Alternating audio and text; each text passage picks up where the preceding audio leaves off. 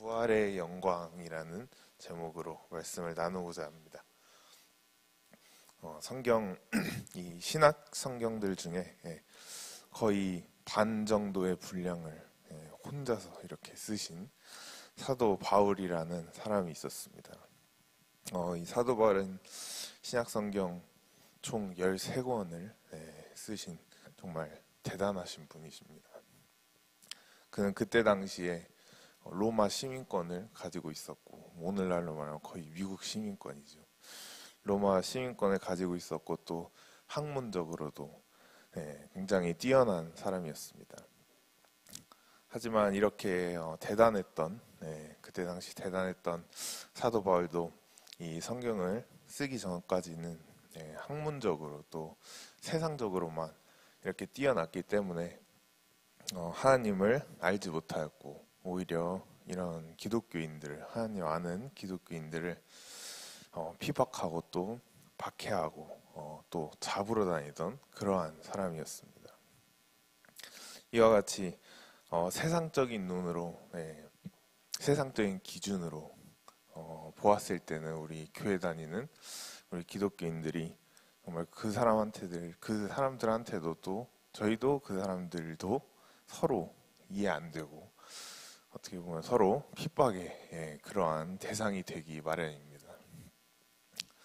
그렇게 하나님을 부인하면서 기독교인들을 핍박하다가 어느 날 다메섹 도상에서 예수님께서 친히 직접 나타나셔서 사울아 어찌하여 나를 핍박하느냐라고 말씀하시는 말을 듣고 사도 바울은 그 자리에서 거꾸로 져버렸습니다.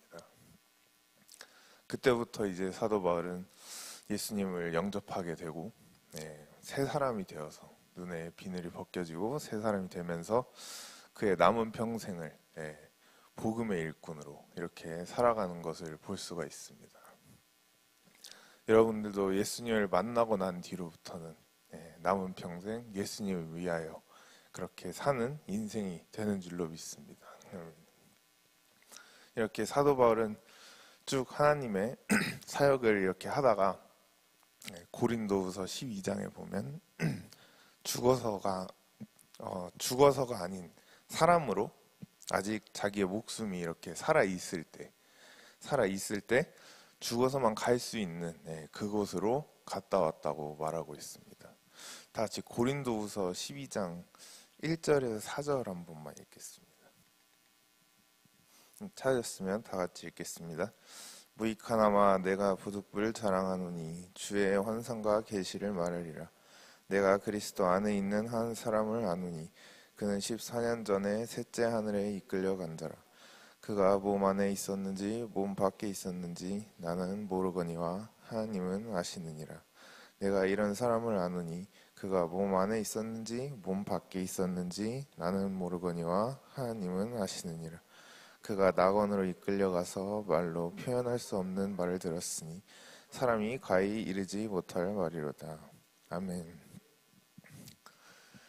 말씀에 나온 이곳에 가서 사도 바울은 이 땅에서는 듣지도 못하고 또 보지도 못했던 그러한 세계를 바라보고 또 경험하게 되었다고 말하고 있습니다. 이 전체적인 내용은 결국 무엇이냐면 하나의 생명이 한 생명이 엄마 뱃속에서 이렇게 10달 동안 잉태되어 있다가 또 이 땅에 태어나고 인간으로 태어나고 한 100년, 평균 100년이라 하죠. 100년 살고서 또 살다 보면 죽게 되고 또 그 죽은 영혼이 어떻게 되는지까지의 이 모든 여정을 사도 바울은 이 셋째 하늘로 올라가서 한눈에 볼 수가 있었습니다. 사도 바울이 죽어서 가는 이 하늘나라에 가서 이 땅을 내려다 보니까 결국 이 땅에 태어나는 모든 인간들의 여정은 다 똑같다는 것입니다. 한 사람이 어디서 태어났던지, 부모가 누구이든지, 아니면 가정이 돈이 많든 적든 가정이 어떠하든지 간에 모든 인간은 이 여정을 다 똑같이 거칠 수밖에 없는 것입니다. 그래서 사도 바울이 본 것은 결국엔 인간이 탄생하려면 다 엄마 뱃속에서 10달 동안 있고 나면 인간이 이렇게 탄생을 하게 되죠. 탄생하고 이제 태어나고 나면 보통 100년을 산다고 다들 가정을 합니다. 100년을 살고 나면 이제 결국은 무덤으로 들어가죠. 무덤으로 이제 묻히고 이 삶이 끝나게 됩니다. 정말 하나님께서 정말 신비롭게 이렇게 사람을 지어 놓으신 것 같습니다. 제 아들 요셉이도 태어날 때 보면 보통 산부인과 이렇게 조리원 다니다 보면 아기들이 원래는 40주가 이렇게 꽉 차는 만기인데 보통 한 38주면 다 태어나더라고요.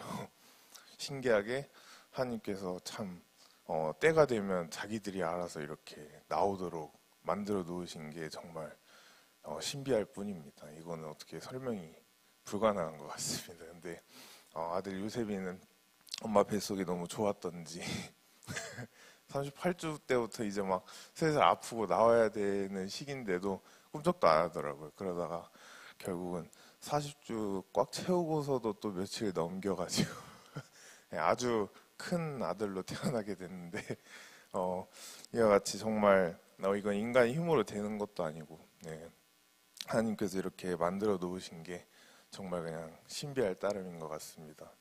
그렇게 요셉이 뿐만 아니고 저와 여러분들도 모든 인간들이 이렇게 엄마 뱃속에서 태어나고 나면 100년이라는 시간을 거의 살게 되죠. 물론 더 덜 사는 사람들도 계실 거고 요즘은 뭐 워낙 의학이나 이런 게 발달돼 있어서 앞으로는 뭐 100세에도 그냥 넘긴다는 그런 말들도 있는데 어찌됐든 이렇게 100년 가까이 살게 되고 또 살고 나면 결국은 죽게 됩니다. 무덤으로 가는 것이 우리 인간입니다. 이것이 이제 세상 사람들이 흔하게 다 알고 있는 우리 인간이 어떻게 보면 걸어가는 그러한 여정입니다. 엄마 뱃속에 태어나서 100년을 이렇게 어찌저찌 살다가 결국 죽으면 무덤으로 가는 거. 하지만 문제는 이게 끝이 아니라는 것입니다.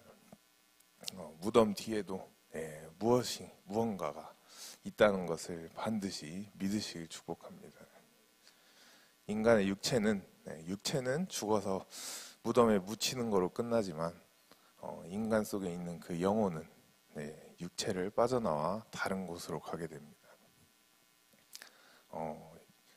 무덤에서 빠져나와서 죽고 나면 빠져나와서 인간의 영혼은 한 곳은 낙원으로 가게 됩니다. 낙원은 다른 말로는 천국이라고 합니다. 그리고 다른 한 곳은 예수를 믿지 않는 사람들이 세상 사람들이 가게 되는 음부로 가게 됩니다.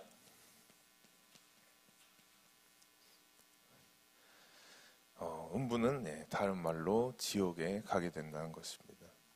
이곳에 계신 분들은 죽어서 음부로 내려가는 분은 한 명도 없으시길 축복합니다.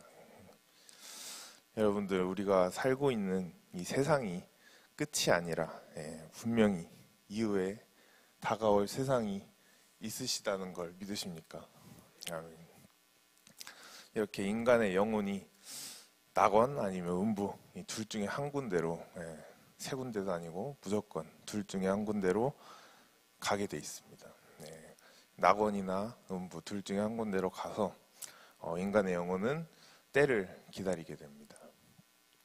제가 들은 바로는 어떤 사람들은 물론 그 사람들은 그 사람들의 생각에 이게 정말 맞다고 이렇게 정의하고 살아갈 수 있지만 어떤 사람들은 인간의 영혼이 죽어서 이렇게 하늘나라에 갔을 때 이렇게 냉동실 같은 곳에서 잘 이렇게 보존되어 가지고 냉동실 같은 곳에 이렇게 들어가서 뭔가 얼어 있는 상태로 이렇게 가만히 있다가 가만히 얼어 있다가 예수님이 때가 됐을 때 갑자기 얼음땡하고 얼음땡하고 이제 예수님과 그 영혼들이 갑자기 이 땅에 다시 녹여서 데리고 온다는 이러한 이런 것을 믿는 사람들도 저는 있다고 들어왔습니다. 하지만 여러분 사실은 전혀 그렇지 않습니다. 낙원에 가 있는 영혼들은 때가 될 때까지 천국에서 자기 가족들을 위하여, 이 땅에 있는 자기 가족들을 위하여 중보기도도 하고 또 서로 찬양도 하고 또 우리와 똑같이 이렇게 시간을 보내면서 때를 기다리게 됩니다. 천국에 가면 다 각자의 집이 있을까요, 없을까요? 다 있고 또 각자의 집이 그것도 이 세상과 아주 비슷하게 되게 구체적으로 나누어져 있다고 합니다. 이 세상에서 어떻게 살다 왔는지에 따라 자기의 집이 어디에 있고 또 얼마나 큰지가 결정이 된다고 합니다. 이 세상에서 주님을 위하여 이렇게 열심히 살았던 사람들은 집이 아닌 또 간증 또 입신하셨던 분들에 의하면 집이 아닌 성 같은 이런 캐슬에서 살고 있고 또 주님의 보좌와 어떻게 보면 되게 가깝게 살고 있다고 합니다. 하지만 이 세상에서 그냥 구원만 이제 딸랑 받고 세상과 어떻게 타협하면서 세상 거 다 즐기면서 살다가 뭐 이것도 아니고 저것도 아니고 이렇게 살다가 온 사람들은 집도 이렇게 그냥 반지하 같은 그런 단칸방에다가 이제 주님의 보좌가 저 멀리 이렇게 희미하게 이렇게 보이는 저 멀리 있는 동네에서 살지 않을까 싶습니다. 이 말씀을 듣는 여러분들은 주님의 보좌와 가깝게 또 큰 성 같은 이런 캐슬에서 사시는 주민들이 되시길 축복합니다. 만약에 낙원에 가 있는 이 영혼들이 그 앞서 말씀드린 그런 분들의 뭔가 이해에 의하면 얼음 상태를 이렇게 얼어서 잘 보존되어 대기한다면 이런 집들이 있는 게 의미가 있을까요? 없습니다. 이 땅에서 어떻게 살았던지 일단 다 같이 이렇게 같이 냉동고 안에 같은 곳에 들어가서 얼어 있을 것이라면 저 같아도 억울해서 신앙생활 열심히 안 할 것 같습니다. 이렇게 낙원에서 대기를 하고 있다가 예수님이 재림하실 때 드디어 모든 영혼들이 다 같이 이 땅으로 오게 됩니다. 올라갔던 영혼들이 이 땅으로 다시 오게 되는 이유는 바로 예수님의 재림 때 모든 인간들의 영혼이 부활하기 때문입니다. 제가 말씀드린 이 모든 사건들을 사도 바울은 한눈에 큰 그림으로 보게 된 것입니다. 사도 바울이 본 것을 이렇게 기록하지 않았으면 우리는 신앙생활을 하더라도 평생 이런 사실들을 모르다가 그냥 지내다가 죽었을 것입니다. 사도 바울이 기록한 성경들이 굉장히 특별한 이유는 이 땅에서 그냥 쓴 것이 아니라 죽어서만 갈 수 있는 그곳에 가서 보고 또 자신이 경험한 것을 직접 썼기 때문에 계시받은 것을 썼기 때문에 특별한 것입니다. 그렇기 때문에 사도 바울은 사람들에게 또 성경에 쓰여 있는 사도 바울이 말할 때도 보면 간증할 때 항상 뭐라고 합니까? 내가 지금 말하는 말은 사람에게서 배운 것이 아니라 주님께서 나에게 보여주신 이 계시와 환상을 말하노라라고 항상 밥 먹듯이 얘기합니다. 이렇게 사도 바울은 하늘에서 이런 사실들을 보고 난 뒤에 또 본 것을 토대로 총 3가지의 정리를 하게 되었습니다. 일단 사람은 3가지의 형태로 존재한다는 것입니다. 첫 번째는 육체의 인간이 있습니다.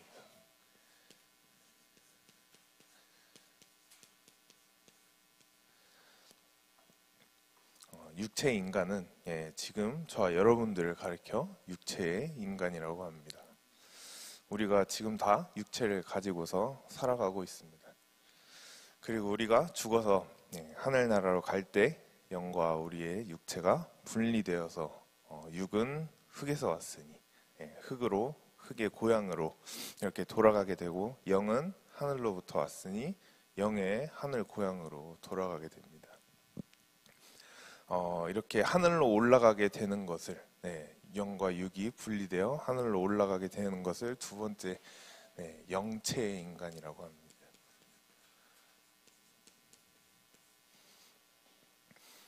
이것은 지금 이미 죽어서 이미 하늘나라에 가서 예수님의 재림을 같이 기다리고 있는 사람들을 가리켜 이 두 번째 형태 영체의 인간이라고 합니다. 여러분들 가족분들 중에 부모님 혹은 뭐 할머니 할아버지 아니면 뭐 고모 사촌들 중에서 이제 살아 계셨을 때 열심히 신앙생활을 하셨던 분들은 지금 하늘나라의 영체 인간으로 가 있는 상태입니다. 이렇게 영체 인간으로 끝나는 것이 아니라 하나님께서 우리 인간을 향한 이미 정해놓으신 태초부터 정해놓으신 최후의 형태, 최후 모습이 있습니다. 죽었던 영혼들이 이 땅에 다시 돌아올 때 부활을 위하여 돌아오게 된다고 말씀드렸습니다. 이것을 가리켜 우리는 세 번째 부활체의 인간이라고 합니다.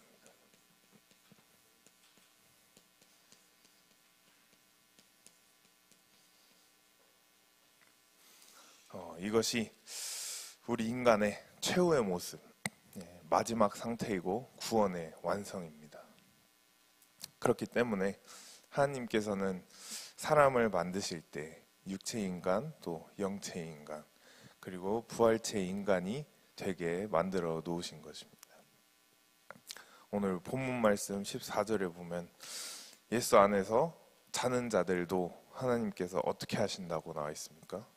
함께 데리고 오신다고 말씀하고 있습니다. 예수님께서 재림하실 때 혼자 오시는 것이 아니라 자는 자들도 함께 데리고 오신다고 말하고 있습니다. 여기서 예수 안에서 자는 자들이라는 뜻은 죽었다라는 것을 의미하고 있습니다. 성경에서 말하는 잠자고 있다는 표현은 죽었다라는 의미를 많이 표현하고 있습니다. 하나님께서 잠자는 자들을 왜 데리고 오신다고 하시냐? 본문 말씀 16절, 17절에 나와 있습니다. 이 말씀에 보면 이미 예수 믿고 죽어서 낙원에 가 있는 사람들, 이 사람들이 이 땅에 있는 사람들보다 먼저 부활한다고 적혀 있습니다. 이 사실을 이미 누군가 우리에게 보여준 바가 있습니다. 그분이 바로 예수님이십니다. 예수님의 부활은 단지 예수님이 십자가에 그냥 못 박혀서 죽고 끝나신 것이 아니고 예수님의 부활은 우리가 앞으로 살다가 죽어서 부활하게 될 우리의 모습을 미리 시범적으로 보여주신 것입니다. 예수님의 부활은 미래에 내가 죽어서 맞이할, 내가 앞으로 경험할 나의 부활에 대한 예표입니다. 예수님은 죽은 자들의 첫 열매, 또 부활의 첫 열매가 되었다고 성경은 말하고 있습니다. 예수님이 부활하지 않으셨으면, 그냥 죽고 끝나버렸으면 우리는 죽으면 똑같이 그걸로 죽고 끝나게 되는 것입니다. 하지만 우리 인간은 나약하고 또 의심이 많기 때문에 예수님께서 우리 믿는 사람들에게 소망을 주시기 위하여 친히 부활의 첫 열매가 되어주셨습니다.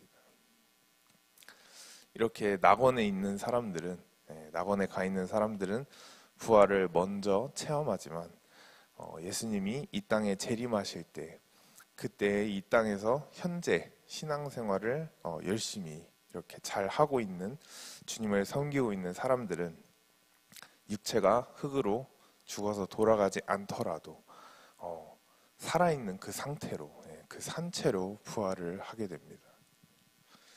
그때 살아있는 상태로 부활을 맞이하는 사람들은 정말 축복받은 사람들입니다.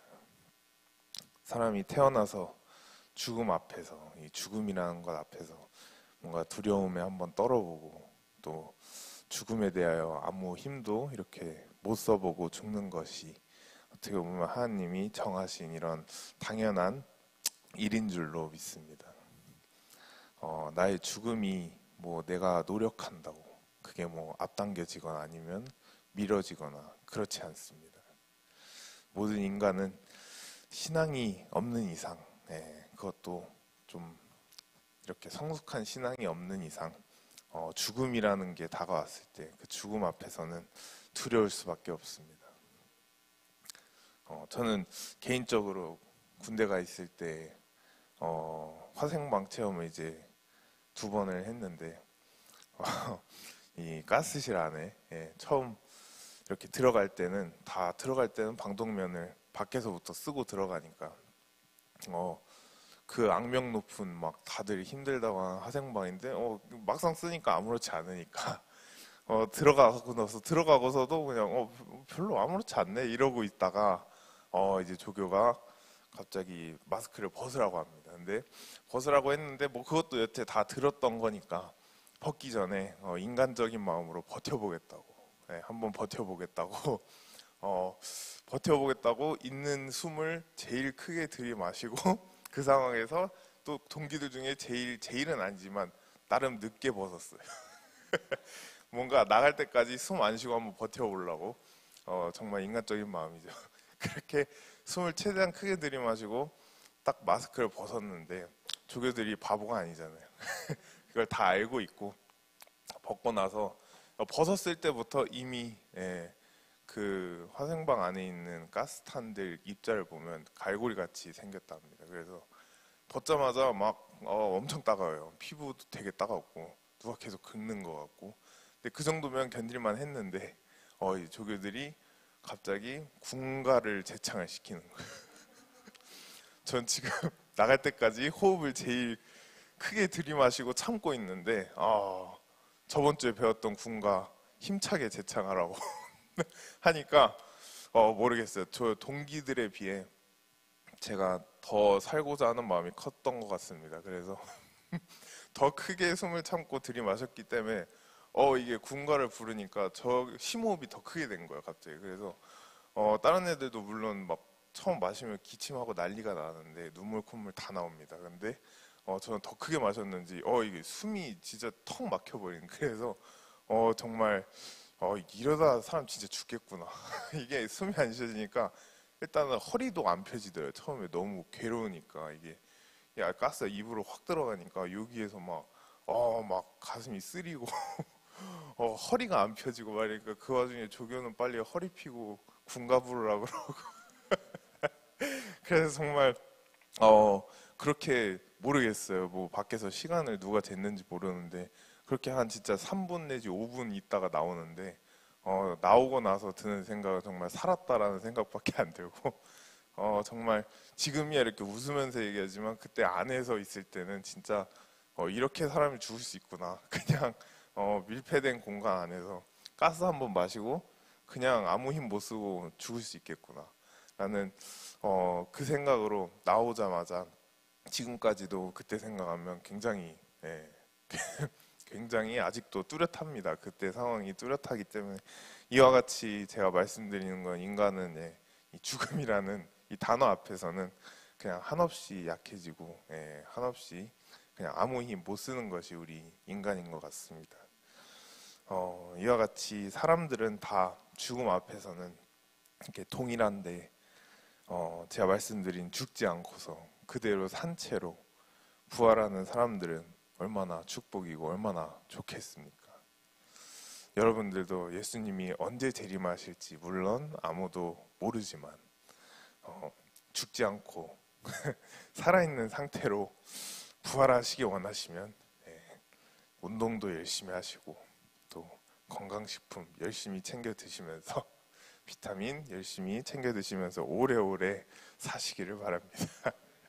저는 개인적으로 이빨 나중에 다 빠지고 이렇게 허리 완전 꼬부랑 구부러지게 돼서 막 100살 넘기면서 100살 가까이 오래오래 살고 싶은 마음은 솔직하게 없기 때문에 제 생각에는 그때쯤 되면 그냥 사는 게 오히려 민폐인 것 같습니다. 이빨 다 빠지고 이렇게 하는 거 하나 없을 때는 그냥 차라리 하늘나라 가서 쉬는 게 전 편하지 않을까 싶기도 합니다. 그러면은 저는 먼저 낙원에 가서 여러분들 기다리고 있겠습니다.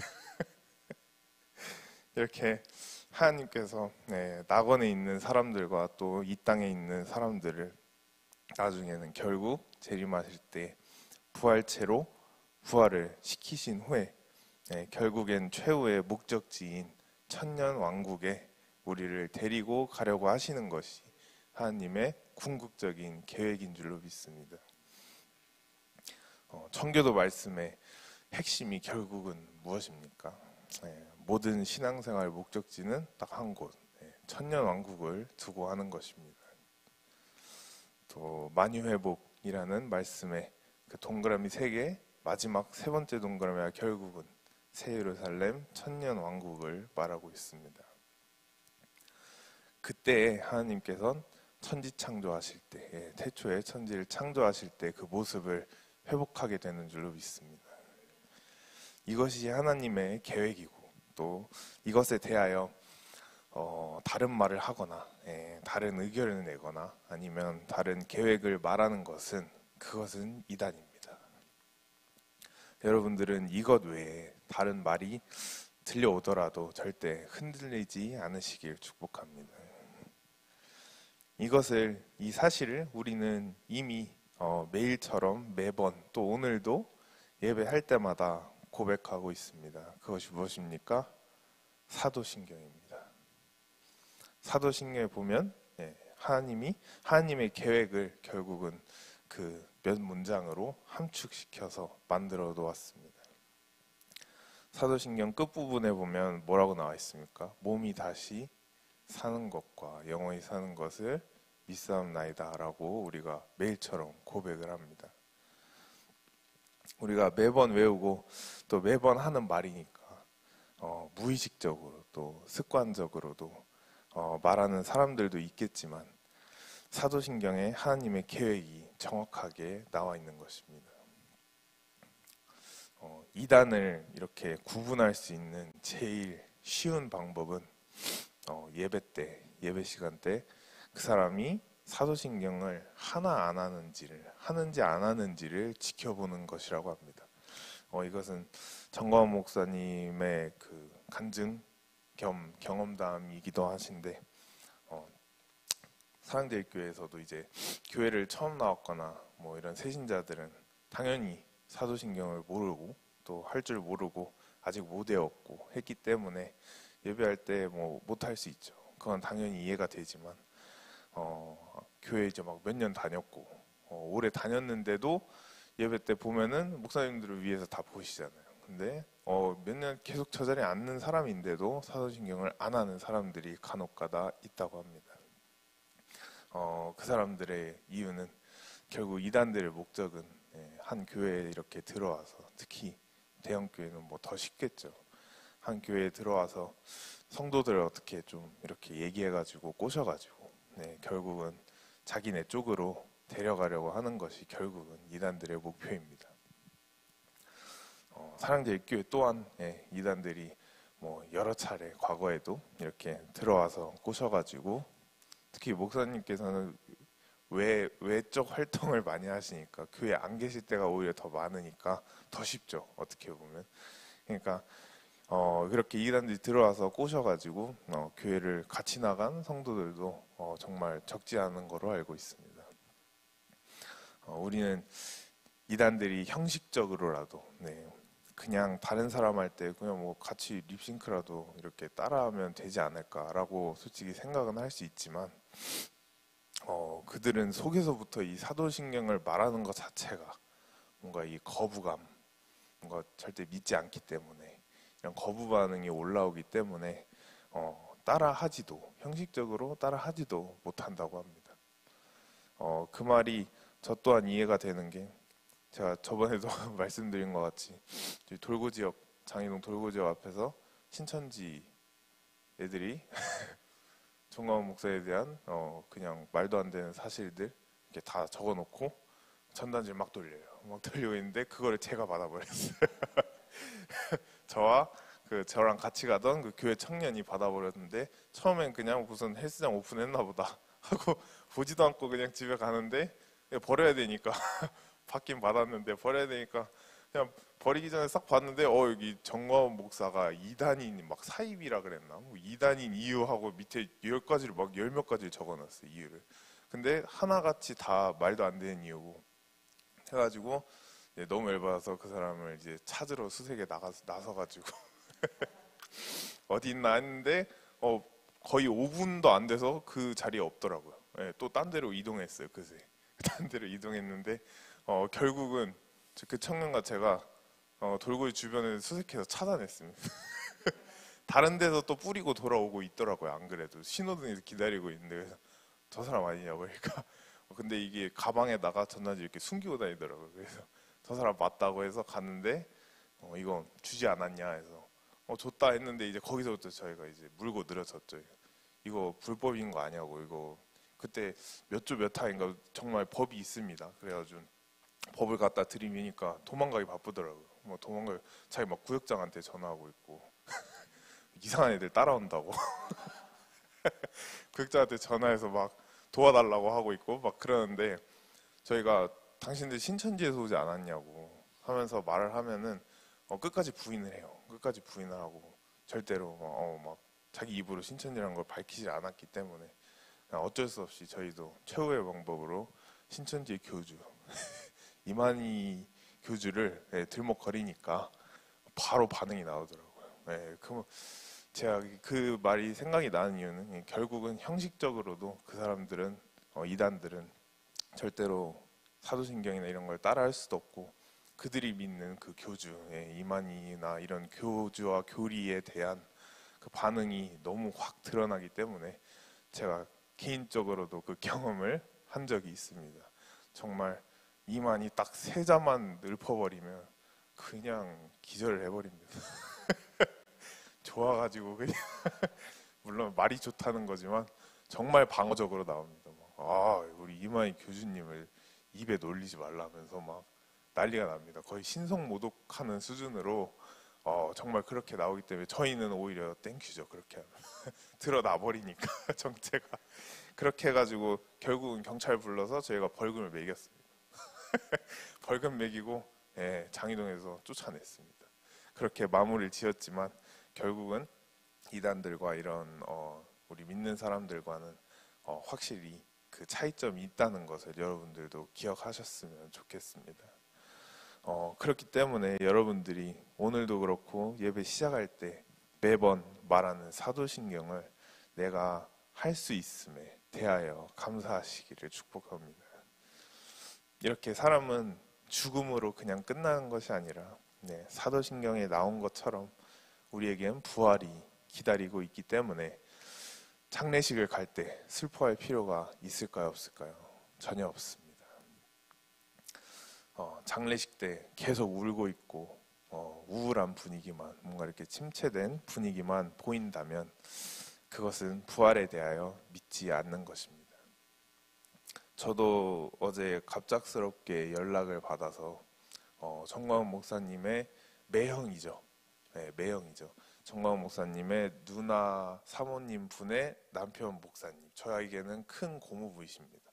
근데 어제 돌아가셨습니다. 어제 돌아가셔가지고 사랑제일교회 분들도 다 대구인데 대구로 내려갔다 오셨다고 저도 들었고 저는 메리는 이제 매일간 사는 집에서 유세히 보고 저랑 누나 둘이서 기차 타고 갑작스럽게 내려갔다가 저녁 늦게 올라왔는데 그래도 대구 서부제일교회 담당하셨고 은퇴하시고 나서 돌아가셨던 목사님이셔서 확실히 목사님들의 장례식이라 다른 것 같습니다. 가보니까 저도 막 장례식 몇 번은 가보긴 했는데 확실히 세상적인 장례식은 가면 울음소리밖에 안 들리고 막 눈 다들 탱탱 부어있고 물론 뭐 이해가 안 되는 건 아니지만 확실히 믿는 사람들의 장례식은 다른 것 같습니다.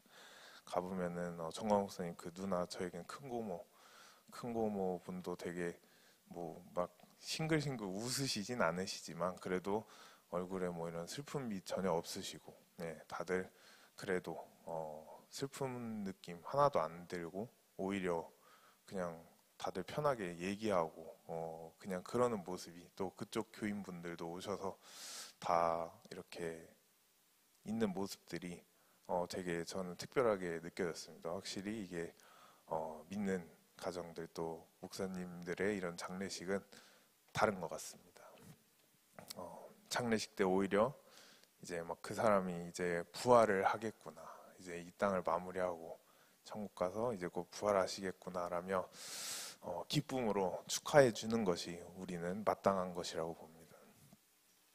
이렇게 사람은 부활을 다 하게 되어 있는데 사도 바울은 말하기를 모든 사람의 부활이 다 각기 다른 모습으로 부활한다라고 말하고 있습니다. 어떤 사람은 해처럼 부활하고, 또 어떤 사람은 달처럼 부활하고, 어떤 사람은 별처럼, 또 별도 또 별과 별의 부활이 있다고 말하고 있습니다. 지금 예배드리고 있다가 예수님께서 갑자기 재림하셔서 우리가 다 산채로 부활을 하더라도 부활 모습이 똑같은 사람은 하나도 없을 것입니다. 다 조금씩은 다 다른 모습으로 우리는 부활을 하게 되어 있습니다. 이것을 크게 쪼개서 사도 바울은 해와 달과 별, 그리고 또 별과 별의 부활이라고 말하고 있습니다. 이것이 우리 인간의 최후의 모습, 최후의 목적지라면 우리는 이 세상이 아닌 부활의 모습에 초점을 두고 또 부활을 위하여 살아가야 하는 줄로 믿습니다. 나는 살아가면서 강남에서 뭐 제일 좋은 펜트하우스, 아니면 뭐 외제차, 아니면 자식도 막 다 유명한 대학 이런 거 나왔을지라도 부활의 모습이 만약에 실패자 거지라면 거지의 모습이라면 그 사람의 인생은 죄송하지만 실패한 인생입니다. 반대로 사는 건 그냥 월세 내 집 없고 또 차 없고 맨날 뚜벅이 인생을 살지라도 뚜벅이 인생 산다 할지라도 부활의 모습이 아름답다면, 부활의 모습이 영광스럽다면 그 사람의 인생은 성공한 인생입니다. 성경은 이것을 우리가 잘 알고 있는 부자와 거지 나사로의 비유로도 잘 말해주고 있습니다. 부활에 초점을 맞추고 인생을 살아가는 사람은 이 세상을 살면서 그 어떤 힘든 일과 고난과 역경이 닥쳐와도 절대로 시험될 일이 없는 것입니다. 여러분들과 저는 인간인지라 이 세상에 보이는 것들을 위해 모든 것을 걸고 살게 되어 있습니다.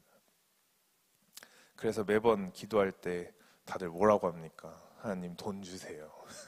사업 잘 되게 해주세요. 좋은 학교 붙게 해주세요. 이런 물질적인 기도들만 하게 되어 있습니다. 이러한 기도들이 자동적으로 우리는 나올 수밖에 없습니다. 왜? 인간은 물질이 필요하기 때문에. 하지만 하나님께서는 이 땅에 보이는 것을 두고 우리를 이끌어가지 않으십니다. 하나님이 우리를 이끌어가는 목표는 바로 부활을 향해서 이끌어가신 줄로 믿습니다. 어떻게 하면 저 사람의 최후의 저 부활의 모습을 좀 더 업그레이드를 시켜줄 수 있을까라는 것이 하나님의 목표입니다. 지금 이대로 그냥 가다가는, 이대로 그냥 계속 인생을 살다가는 저 사람은 부끄러운 부활, 겨우 구원만 이렇게 얻는 부활. 여기 해와 달과 별과 별의 부활이라고 나와 있는데 솔직히 별과 별의 부활이 이렇게 말해서 그렇지 저것조차도 솔직히 쉽지 않은 부활인 것 같습니다. 별과 별의 부활도 아닌 이대로 가다가 저 사람은 정말 미세먼지 같은 보이지도 않는 그런 희미한 그런 부활이 된다고 할 것 같다면 하나님께서는 그 사람에게 일부러라도 어려움과 환난을 주셔서 일부러라도 주셔서 그 사람의 부활의 모습을 바꾸려고 하시는 것입니다. 하나님께서는 우리의 부활을 위하여 어려움과 환난을 주시는 것인데 우리는 교회 다녔더니 교회 나갔더니 세상에 있을 때보다 더 어려워지고 더 힘들고 그렇다고 해서 다음 주부터는 교회 안 나간다라고 말을 해버리면 그 사람은 미래의 부활의 모습을 잃게 되는 것입니다. 그렇기 때문에 여러분들은 신앙생활을 하다가 여러분이 어려움이 환난이 나에게 닥쳐왔을 때 감사함으로 이걸 한번 넘으면 나는 한 단계 좀 더 아름다운 영광의 부활을 할 수 있겠구나 라는 그런 마음가짐으로 어떻게 보면 나의 영적의 모습을 성형수술한다 라고 생각하시면 편할 것 같습니다. 강남 압구정 가서 견적 막 몇백 몇천 받아가면서 이렇게 어차피 흙으로 돌아가게 될 얼굴, 이런 육신의 얼굴 성형수술 받지 마시고 어려움이 왔을 때 그걸 이겨내서 영적인 성형수술을 받으시길 축복합니다. 제가 고등학교 때 방학 때마다 이렇게 한국에 와서 솔직히 놀고 싶지만 그때 저도 미국 수능 그 SAT를 쳤어야 됐기 때문에 압구정에 있는 학원을 매일같이 출퇴근으로 다녔었습니다. 근데 제가 다니던 학원이 큰 건물 제일 꼭대기 5층에 있던 학원인데 매일같이 이제 아침에 엘리베이터를 누르고 딱 타면은 5층이 학원이고 밑에 있는 전부 4, 3, 2, 1층까지가 성형외과였어요.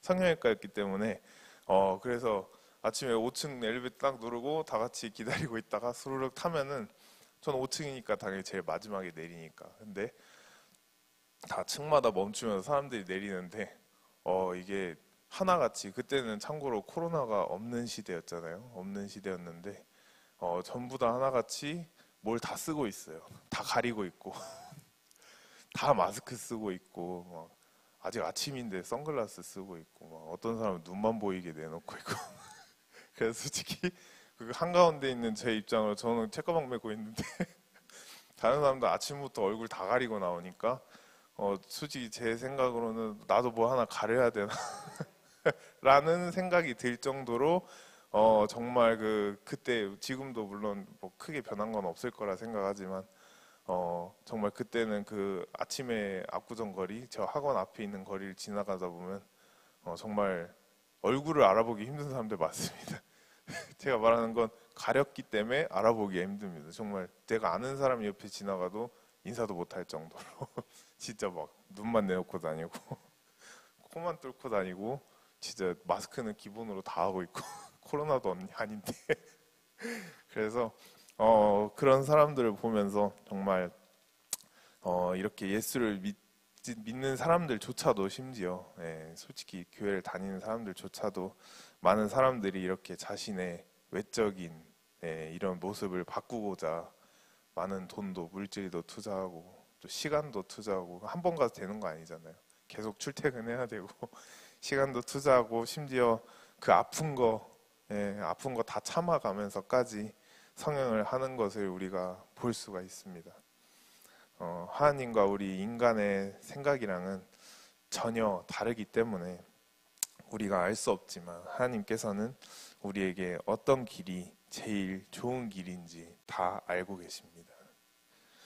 이렇게 한 사람이 어떻게 인생을 살았는지에 따라 그 사람의 부활의 모습이 해, 달, 그리고 별의 모습일 수도 있지만 예수님께서는 이렇게 말씀하십니다. 이것이 다가 아니고 우리가 절대 하지 말아야 할 부활을 말씀하고 계십니다. 그것이 바로 심판의 부활입니다.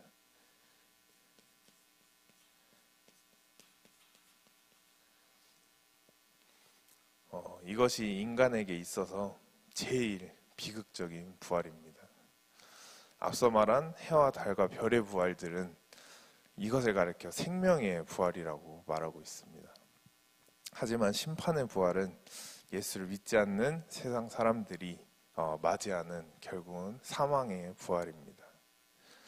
예수를 믿지 않았다고 해서 그냥 죽어서 그냥 지옥으로 푹 떨어지고 끝나는 것이 아니라 예수를 믿었던지 또 믿지 않았던지 간에 모든 인간은 이 땅에 한번 태어났으면 전부 다 부활을 한다는 것입니다. 만약에 아직 안 태어났고 뱃속에 아기가 있는 상태에서도 그 아기가 만약에 뭐 그런 일이 있으면 안 되지만 유산이 되거나 이렇게 지워지게 된다면 그 아기에게도 부활이 있습니다. 그때에는 그 아이의 엄마의 신앙에 따라 그 아이의 부활이 결정된다고 합니다. 엄마가 구원받은 사람이면 아기가 태어나지 못하더라도 그 아기는 같이 엄마와 구원을 받는다고 합니다. 그렇기 때문에 그런 일이 당연히 있으면 안 되지만 모든 아이의 엄마들은 책임감을 가지고 신앙생활을 해야 하는 것 같습니다. 그래서 유대인들은 엄마의 이런 신앙에 대하여 굉장히 강조를 많이 한다고 합니다. 만약 죽었을 때 부활이 이렇게 급이 나누어져 있지 않고 그냥 통틀어서 예수 믿는 사람은 그냥 다 부활해라 라고 해버린다면 이 세상에 예수 열심히 믿는 사람 한 명도 없을 것입니다. 내가 교회 아무리 열심히 다녀도 가끔 한 번씩 이렇게 그냥 출석 체크로 나오는 사람과 같이 부활한다면 그게 무슨 의미가 있겠습니까? 하지만 심판의 부활도 분명히 존재한다고 말씀하고 있기 때문에 우리는 열심을 다해 신앙생활을 해야 하는 줄로 믿습니다. 생명의 부활을 한 사람들은 예수님을 따라 이 천년왕국에 들어가서 또 천년 동안 왕노릇하면서 시간을 보내다가 이 천년왕국이 끝나고 이제 그 천년이 지나게 되면 음부에 들어가 있는 불쌍한 음부에 들어가 있는 영혼들을 끌어내어서 이제 그 영혼들의 심판의 부활이 찾아오게 됩니다. 그 사람들은 심판의 부활을 한 채로 영원히 지옥불에서 살게 되는 것입니다. 여기서 천주교와 우리 기독교와 차이점이 생기게 됩니다.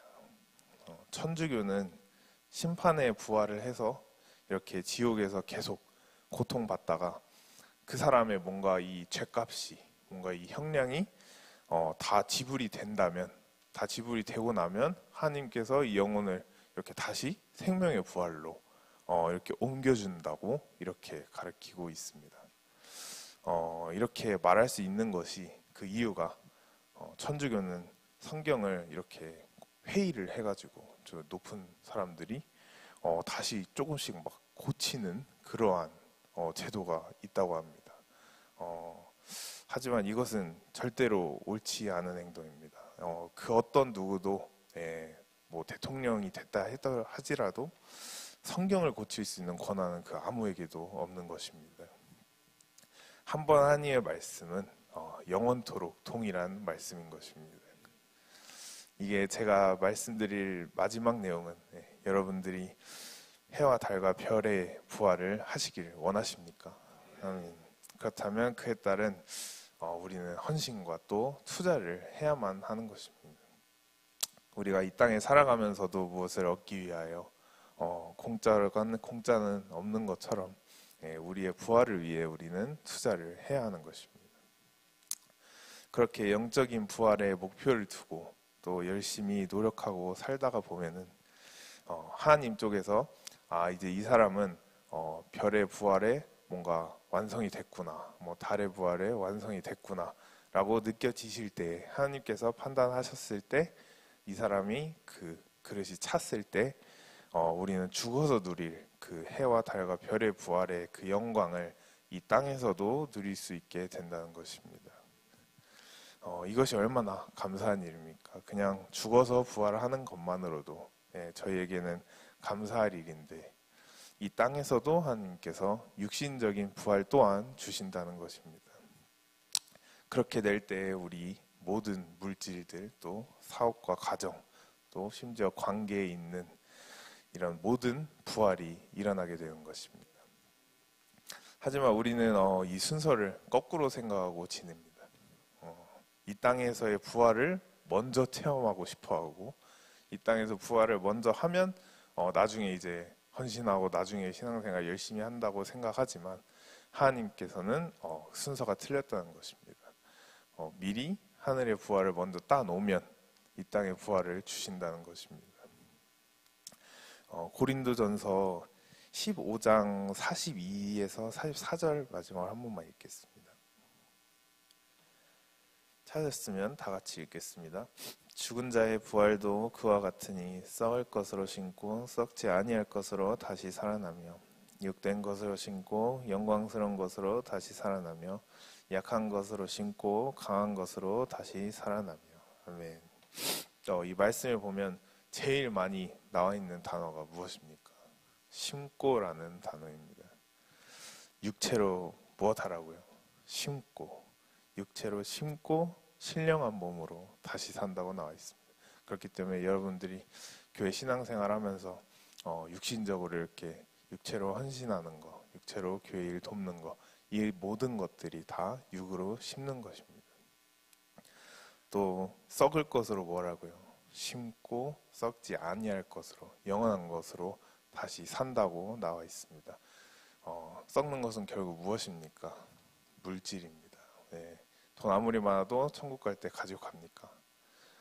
집 아무리 좋은 데 살아도 천국 갈 때 1평도 못 가지고 올라갑니다. 그렇기 때문에 이 땅에 있을 때 썩어질 물질을 우리는 심어서 천국에 썩지 않은 것으로 받는 줄로 믿습니다. 이렇게 되었을 때 우리는 아름다운 영광의 부활을 할 수 있게 되는 것입니다. 육신의 몸은 태어났을 때 마음에 안 들면 그냥 강남 가서 성형수술하고 땡이지만 한번 죽어서 부활하면 그 부활의 모습이 우리에게는 한번 쾅 찍혔을 때 영원입니다. 그 이후의 수술은 없습니다. 그렇기 때문에 우리는 살아있을 때, 이 땅에 있을 때 열심히 우리의 부활의 모습에 투자를 해야만 하는 것입니다. 그렇기 때문에 오늘 이 시간 말씀을 듣는 여러분들은 영원한 부활을 위하여, 우리의 부활의 모습을 위하여 열심히 심고 또 투자하는 여러분들이 되시기를 축복합니다. 찬양 우리 한 곡 하겠습니다.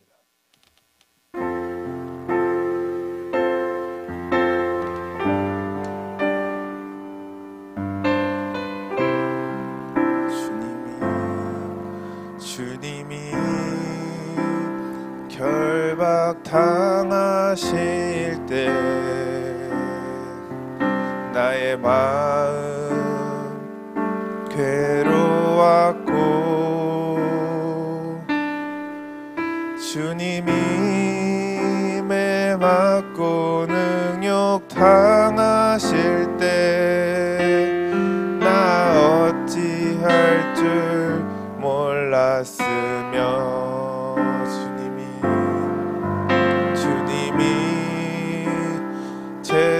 채찍으로 맞으실 때 내 눈에 눈물이 고여 흐름이여 주님이 못 박힐 때 내가 흔들리며 흔들리 처음부터 다시 하겠습니다. 주님이 결박당하실 때 나의 마음 괴로웠고 주님이 매 맞고 능욕당하실 때 나 어찌할 줄 몰랐으며 주님이 채찍으로 맞으실 때 내 눈에 눈물이 고여 흐름이여 주님이 못 박힐 때 내가 흔들리며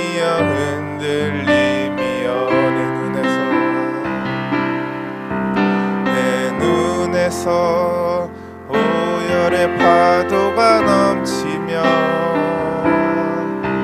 나의 마음 걷잡을 수 없어라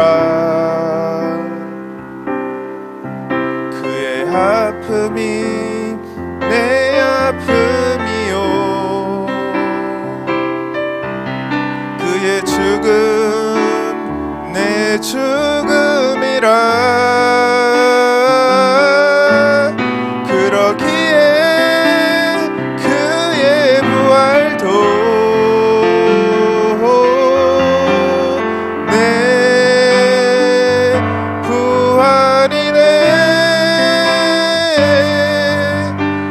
그러기에 그의 부활도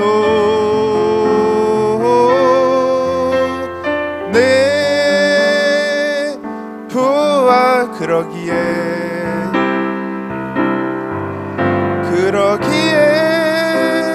그의 부활도 내 부활이네 그러기에 그의 부활도 내 부활이네. 시간 다 같이 기도하실 때 우리가 살면서 이 땅에 살면서 천국에 올라갔을 때 영원한 그 부활의 모습을 위해서 살아야 하는 줄로 믿습니다. 그러려면 이 땅에 살면서 우리가 심고 또 심어야 하는 것입니다. 이 시간 우리에게 심을 수 있는 그 믿음을, 심을 수 있는 그 신앙을 허락해달라고 다 같이 주여 삼창하시면서 기도하시겠습니다. 주여